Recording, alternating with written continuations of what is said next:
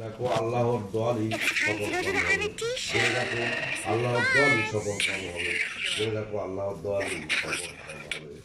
বিসমিল্লাহির রহমানির রহিম। সূরা হাশর মাদানী। সূরা হাশর মাদানী। আউযু বিল্লাহি মিনাশ শাইতানির রাজিম। রব্বি জিদনি ইলমা।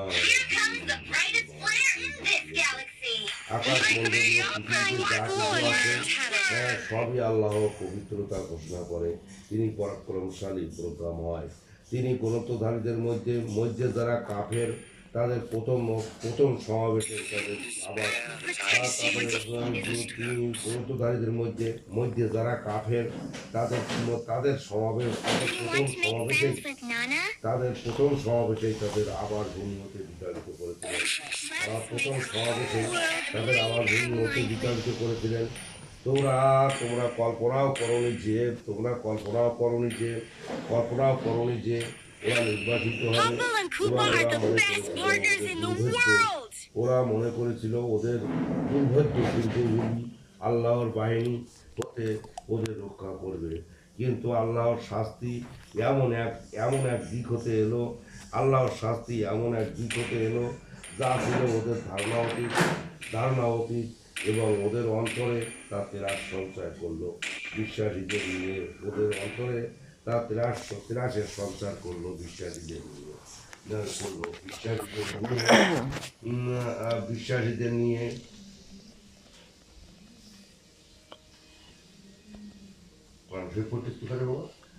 বিশ্বাসীদের নিয়ে ওরা নিজেদের বাড়িঘর নিশ্চয়ই ধ্বংস করে ফেলবে। বিশ্বাসীদের নিয়ে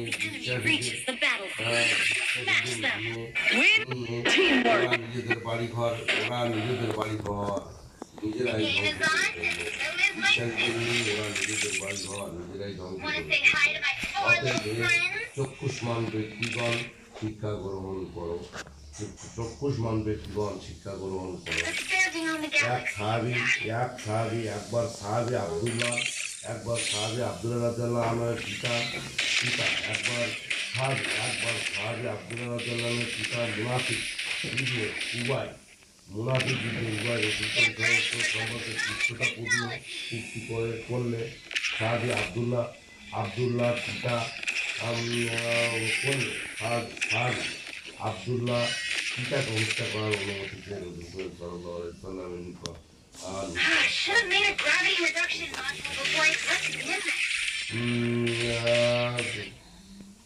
অনুমতি দেন নাই। একদা কোহাফা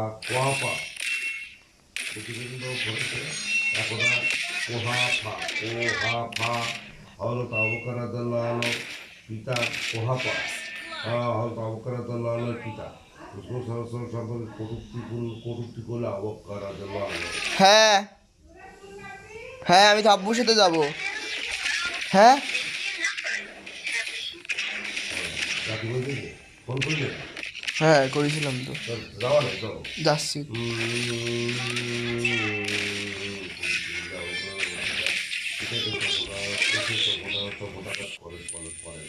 বলে সে মাটিতে লুটিয়ে পড়ে। একথা রাসূল সাল্লাল্লাহু আলাইহি ওয়াসাল্লামকে জানালে তিনি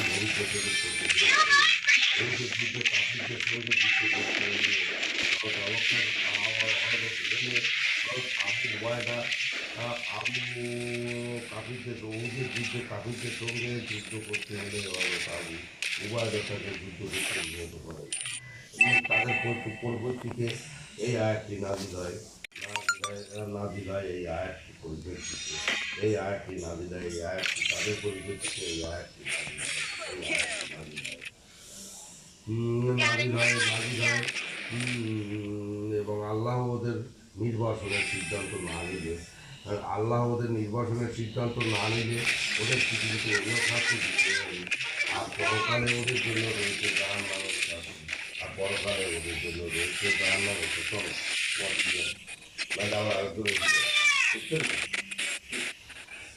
খেলা শুরু করেছে যাচ্ছি। হ্যাঁ এবং আল্লাহ ওদের নির্বাচনের সিদ্ধান্ত না নিলে ওদের পৃথিবীতে অন্য শাস্তি দিতে হবে। এই শাস্তি এ কারণে যে ওরা আল্লাহ রসুলের বিরোধিতা করে এবং কেউ আল্লাহর বিরোধিতা করলে আল্লাহ তো শাস্তি দ্বারা কঠোর। তোমরা যে খেজুর গাছগুলো কর্তন করছো, তোমরা যে খেজুর গাছগুলো কর্তন করছো এবং যেগুলো রেখে দিয়েছো তা তো আল্লাহরই অনুমতি করবে, কেননা সত্যকে লাঞ্ছনা করবে এবং আল্লাহ নির্বাচিত ইহুদিদের কাজ হতে তার রসুলকে যা দিয়েছেন তার জন্য তোমরা অস্ত্রে কিংবা উষ্টি আরোহণ করে যুদ্ধ করবে।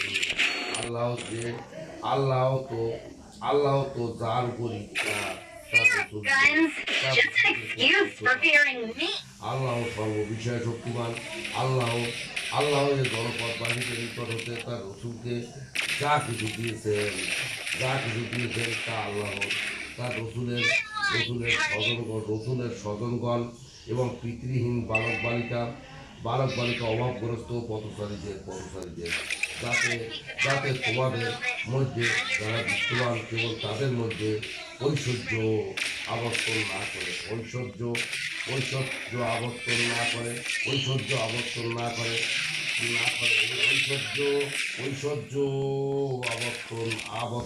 না করে রসুল যার অনুমতি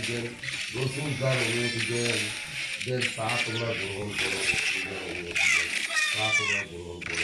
এবং যা করেন তা হতে বিরত থাকো এবং তোমরা আল্লাহকে ভয় করো। আল্লাহ শাস্তিকারে কঠোর। এর সম্পদ অভাবগ্রস্ত মুজাহিদ গড়েরা মুজাহিদগণের জন্য যারা আল্লাহর অনুগ্রহ ও সন্তুষ্টি কামনায় আল্লাহ রসুলের সাহায্যে অগ্রসর হয়ে নিজেদের ঘর বাড়ি ও সয় সম্পত্তি হতে ইচ্ছা করেছে। ওরা তো সত্য অক্ষরেই এখানে এই ব্যাপারে প্রতি বিরোধ করা হয়েছে যে বলি নাজি গোত্রের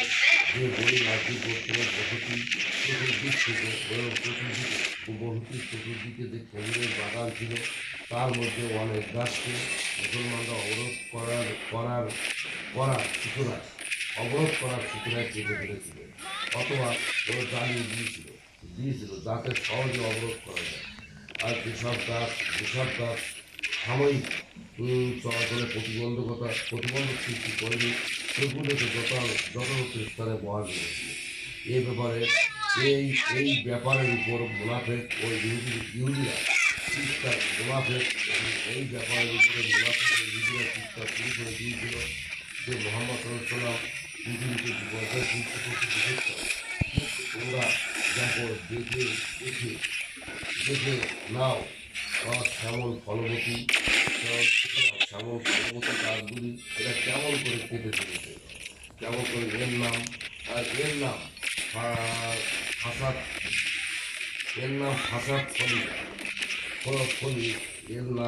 ফাসাদ ফলি আর পৃথিবীতে বিপর্যয় সৃষ্টি করা আর কিছু নয়। এ প্রসঙ্গে আল্লাহ তাআলা এই দাবি করেন যে তোমরা যে গাছগুলো কেটেছ এবং যেগুলি খারাপ করতে দিয়েছ এর মধ্যে কোনো কাজই অবৈধ নয়, বরং উভয় কাজই আল্লাহর অনুমোদিত।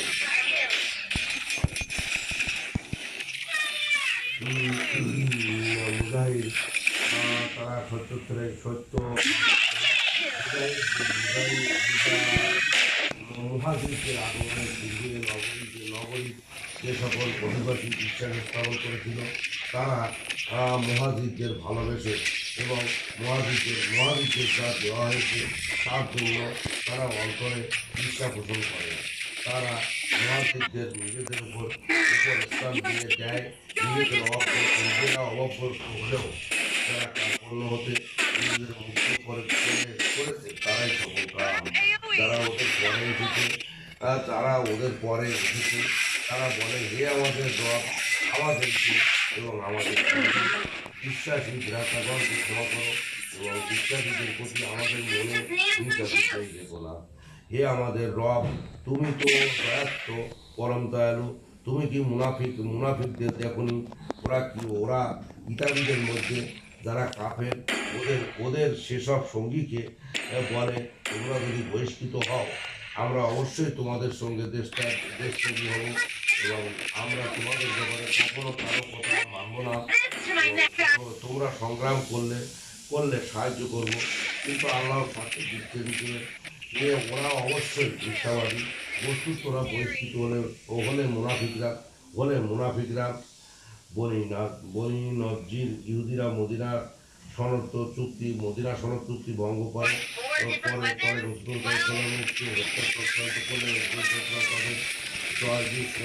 যেন তারা দেশ ত্যাগ করে অন্য কোথাও যায়, অন্যথায় তাদের হত্যা করা হবে। তারা দেশ ত্যাগ করতে সম্মত হলো। মদিনার মুনাফিকগণ তাদেরকে অভয় দিয়ে বলল, তোমরা কোথাও যেও না, তোমরা যদি আক্রান্ত হও আমরা 2000 লোক মোকাবেলা করবো, তোমাদেরকে প্রাণ করে সাহায্য করবো। আমরা চেষ্টা করবো না, আপনি যা করেন। তৎক্ষণাৎ সাহাবিদেরকে তাদের এলাকা বেষ্টন করতে নির্দেশ দিলেন। অবশেষে তারা চেষ্টা করতে বাধ্য হল। কেউ তাদের সাহায্যে এগিয়ে এলো না, পরবর্তীতে আয়াতটি অবতীর্ণ হয়। বস্তুত ওরা বহিষ্কৃত হলে মুনাফিকরা তাদের সাথে করবে না এবং ওরা সংগ্রাম করলে এরা ওদের সাহায্য করতে করবে, অতঃপর তারা কোনো সাহায্য পাবে না। প্রকৃতপক্ষে তোমরাই তাদের অন্তরে আল্লাহ অপেক্ষা অধিকতর ভয়ের কারণ, কেননা তারা এক দুর্বোধ সম্প্রদায়। এরা সমবেতভাবে তোমাদের বিরুদ্ধে যুদ্ধ করবে না। সুরক্ষিত জনপদের দীর্ঘ প্রাচীর অন্তরালে ছাড়া তাদের পারস্পরিক যুদ্ধই প্রচন্ড হয়ে থাকে। তুমি মনে করো ওরা ঐক্যবদ্ধ, কিন্তু ওদের মনে মিল নেই। কেননা এরা এক নির্বোধ সম্প্রদায়। এদের তুলনায় এদের পূর্বে যারা নিজেদের কর্মের শাস্তি আস্বাদন ভোগ করেছে, তারা এদের জন্য রয়েছে মর্মন্তুদ শাস্তি। এদের তুলনার শয়তান যে মানুষকে বলে কাফের হও, অতঃপর যখন সে কাফের হয়, শয়তান যখন বলে তোমার সাথে আমার কোনো সম্পর্ক নেই, আমি ভয় করি বিশ্বের রব আল্লাহকে। অতঃপর কাফের ও মুনাফিক উভয়ের পরিণাম হবে জাহান্নাম। সেখানে এরা স্থায়ী হবে এবং এটি জালিমদের কর্মফল। হে বিশ্বাসীগণ, আল্লাহকে ভয় করো, প্রত্যেকেরই উচিত তার ভবিষ্যতের জন্য যা কিছু করে সে সম্বন্ধে চিন্তা করা। আল্লাহকে ভয় করো, তোমরা যা করো আল্লাহ সে সম্পর্কে দেখো, এবং তাদের মতো হলো না যারা আল্লাহকে ভুলে দিয়েছে। ফলে আল্লাহ ওদের নিজেদের ব্যাপারেই ভুলে দিয়েছে। ওরা তো সত্য থেকেই জাহান্নামের অধিবাসী এবং জান্নাতের অধিবাসীর সমান নয়। জান্নাতবাসীরা সকল কাম। যদি আমি কোরআন পর্বতের উপর অবতীর্ণ করতাম, তবে নিশ্চয়ই তুমি দেখতে তা নত হয়ে আল্লাহর ভয়ে বিদীর্ণ হয়ে গিয়েছে। আমি এ সমস্ত দৃষ্টান্ত মানুষের জন্য উপস্থিত করেছি, যাতে তারা চিন্তা করে তিনি আল্লাহ, তিনি ব্যতীত কোনো উপাস্য নাই। তিনি অদৃশ্য ও দৃশ্যের পরিজ্ঞাতা, তিনি দয়ালু, তিনি আল্লাহ, তিনি ব্যতীত কোনো উপাস্য নাই। তিনি একমাত্র রাজা, তিনি পবিত্র শান্তিদাতা,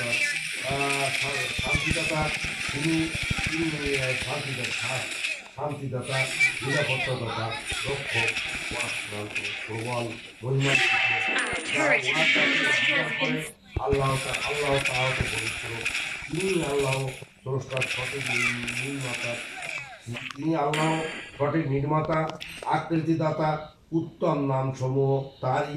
আকাশমণ্ডলী ও পৃথিবীতে যা কিছু আছে ঘোষণা করে তিনি পরাক্রমশালী, প্রজ্ঞাময়, কি রে বাবা, একজন লোকের বললাম যে একটু সংবাদ দেওয়া, সে সংবাদ দেওয়ার 0.5 ঘন্টা হয়ে 10-20 মিনিট হয়ে গেছে। এর মধ্যে আরেকজন আসবে না। চলো তো।